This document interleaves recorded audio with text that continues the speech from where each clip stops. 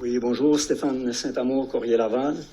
Alors, pour la rencontre de ce matin, outre les dossiers, là, les incontournables, le logement social et le redéveloppement du Vieux-Pen, sur quoi ont porté les échanges et quelles sont précisément les demandes qui vous ont été adressées, là, et puis est-ce qu'on est en droit de s'attendre à des annonces là, dans les prochains mois?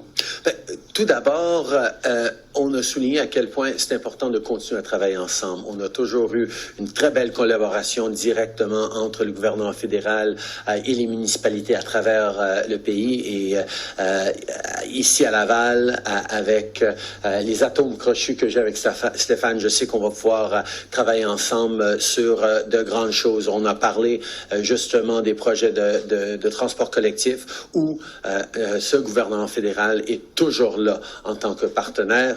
On a parlé, oui, de l'habitation, oui, du pénitencier Saint-Vincent-de-Paul, oui, des projets de naturalisation et d'air protégé qui sont très ambitieux du côté de Laval. Donc, on est là comme toujours, pour être partenaire dans la croissance économique, dans la protection de l'environnement et dans l'abordabilité pour les familles.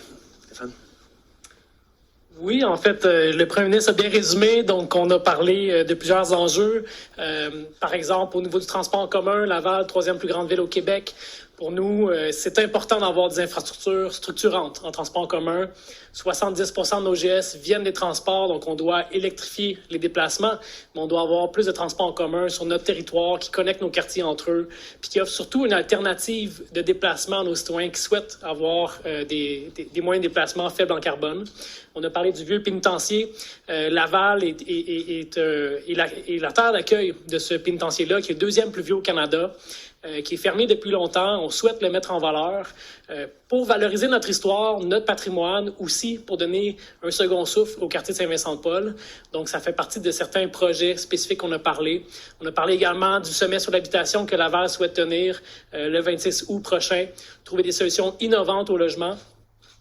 Donc, l'idée, c'est de voir qu'est-ce qui se fait dans d'autres provinces, qu'est-ce qui se fait ailleurs dans le monde, s'inspirer des meilleures pratiques, faire connaître des solutions qu'on peut mettre en œuvre, des solutions concrètes pour tenter de réduire justement le fardeau là, sur les familles et les ménages.